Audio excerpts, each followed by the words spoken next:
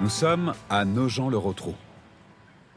Ici se trouve une très vieille école de sourds.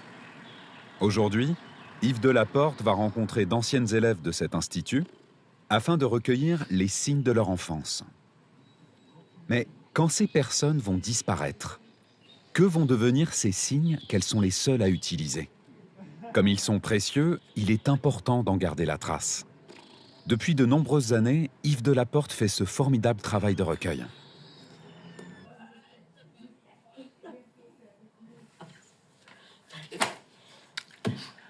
Bonjour, merci d'être venus. Tous les quatre, on a déjà eu une séance de travail lundi et mardi dernier.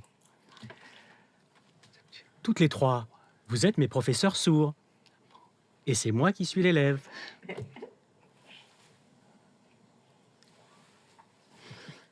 À Paris, le signe mieux se fait comme ça.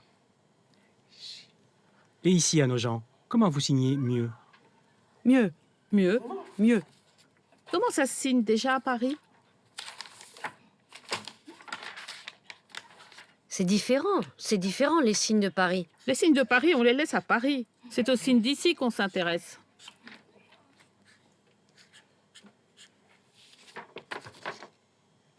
Je fais anniversaire comme ça. Moi, je fais anniversaire. Ton anniversaire, là, c'est comme si tu disais bonjour. Anniversaire. Grandir. Anniversaire. Et toi? Remontre-moi comment tu le signes. Anniversaire. Si. Anniversaire. Dis, c'est pas la peine de te moquer d'elle, tu exagères. Arrête, toi. Attention. Pourquoi ce signe-là, anniversaire? Anniversaire. Moi, je fais anniversaire comme ça. Oui, mais pourquoi? Je ne sais pas. Autour de moi, ça se disait comme ça. Enfant, on le faisait comme ça. Et toi, tu fais anniversaire en partant de la tête. Anniversaire. Bon anniversaire. C'est grandir. Ah, anniversaire comme ça, c'est le fait de grandir. Anniversaire.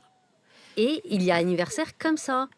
Les doigts, c'est les bougies et on souffle dessus. C'est le signe de maintenant. On faisait pas ça avant. Mais avant, on ne signait pas anniversaire comme ça. Mais non. Est-ce que vous savez pourquoi Yves Delaporte note tous vos signes? Pour en faire quoi?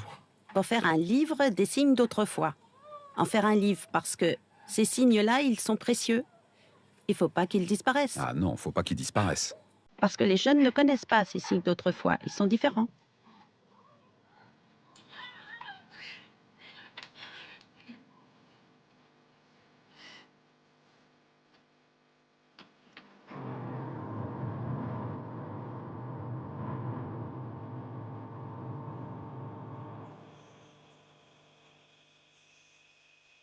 Cette séance à laquelle j'ai assisté, quel travail, c'était passionnant.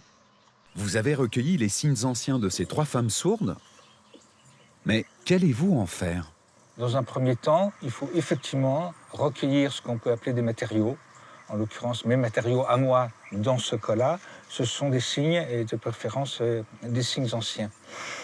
Une fois que ça s'est rassemblé, une fois que les photographies ont été converties par moi en dessins, une fois que je peux comparer l'ensemble de mes matériaux, tout ce qu'il y a dans mon corpus, après j'attaque la recherche étymologique.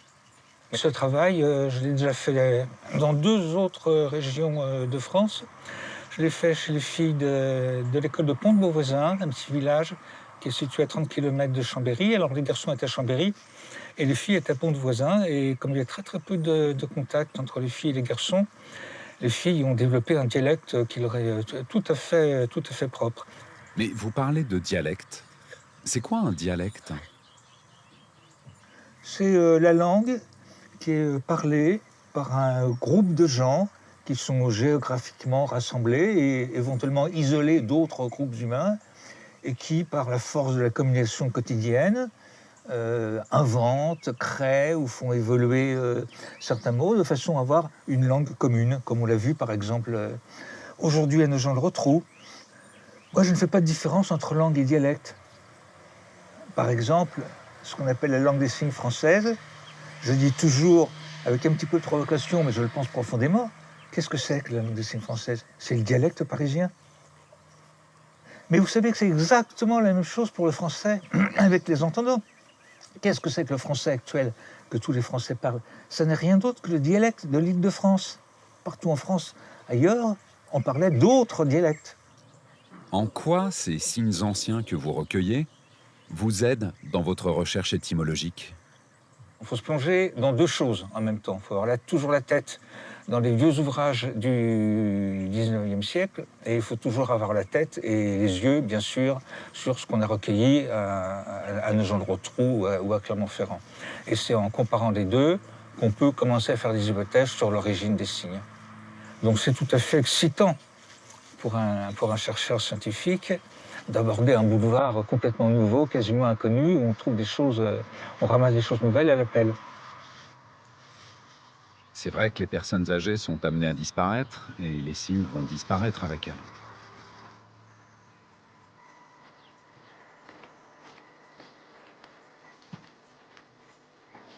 Je te propose de faire un petit jeu. Tu vas essayer de trouver l'origine de signes que je vais te montrer. Tu vas voir. Ouais. Alors, le signe confiance. Pourquoi on le fait comme ça? Confiance. Parce qu'on se regarde droit dans les yeux, on est face à face. Confiance, c'est direct. On est dans une relation, on se fait confiance. Alors, au 19e siècle, comment on disait confiance en langue des signes? Comme ça. Du cœur. C'est ça, ça partait du cœur. On donnait son cœur. Attention, la main de dessous, elle était paume vers le haut, pas vers le bas. Ah oui, la main comme ça. Confiance, comme ça, en partant du cœur. Et petit à petit, ce signe s'est transformé. Parce que les sources se sont dit, la confiance, ça vient pas du cœur, mais de l'esprit. Donc ce serait mieux de partir de la tête. Le signe s'est donc positionné plus haut, et comme maintenir sa main dans cette position, ça faisait mal, c'était pas possible de la garder comme ça. Naturellement, la main s'est retournée pour plus de confort, faire confiance. À l'origine, le signe partait du cœur, puis on l'a placé devant le visage, et comme c'était une position difficile à tenir, la main s'est retournée. Faire confiance. C'est ça. Ah ouais. Encore une autre devinette, si tu as le courage. Je te propose le signe village. Ben, une ville, c'est grand. Un village, c'est petit. Donc tout le monde se connaît et se regarde dans le blanc des yeux. Mais je suis bête, hein. Mais non, t'es pas bête. Bah oui, mais pourquoi village? C'est normal de pas trouver l'origine d'un signe. Si t'as pas fait de recherche étymologique, tu peux pas le savoir. Ben village, vraiment je vois pas, hein. J'ai trouvé la réponse dans un vieux dictionnaire. Dedans, il y avait une description de ce signe très claire. Autrefois, les personnes, sourdes ou entendantes, qui habitaient dans les villes, elles étaient un peu hautaines. Elles se moquaient des gens des campagnes. Voyez comme ils marchent, on dirait des animaux. C'était négatif, bien sûr. Et l'imitation de cette démarche grossière est devenue le mouvement du signe village. Puis, à ce mouvement, on a ajouté la configuration en forme de V, village. Donc village, c'était péjoratif comme signe. Autrefois, oui, ça l'était. Mais aujourd'hui, plus du tout. Parce que les gens ne connaissent pas l'origine de ce signe. Et il a perdu sa connotation péjorative. Oui,